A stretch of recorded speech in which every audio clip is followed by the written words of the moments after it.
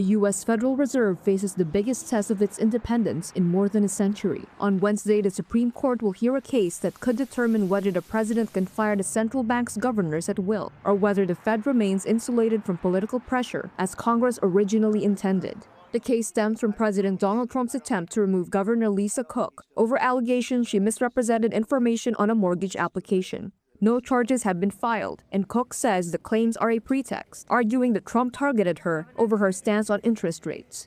John Yu is a law professor at the University of California, Berkeley. Undeniable that the decision that they make will not just affect our economy, that it will spill over into the rest of the world due to the central importance of the Fed and just the management of the global financial system.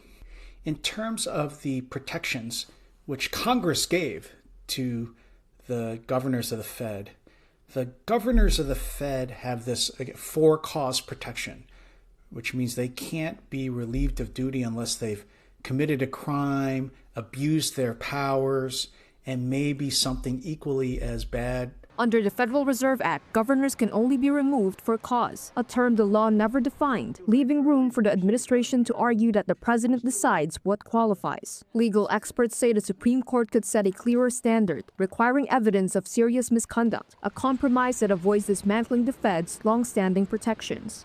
Cook has sued to keep her seat, and a lower court ruled she could stay pending review. Trump appealed, sending the fight to the Supreme Court, where the outcome could reshape not just the Fed, but the balance of power over U.S. monetary policy.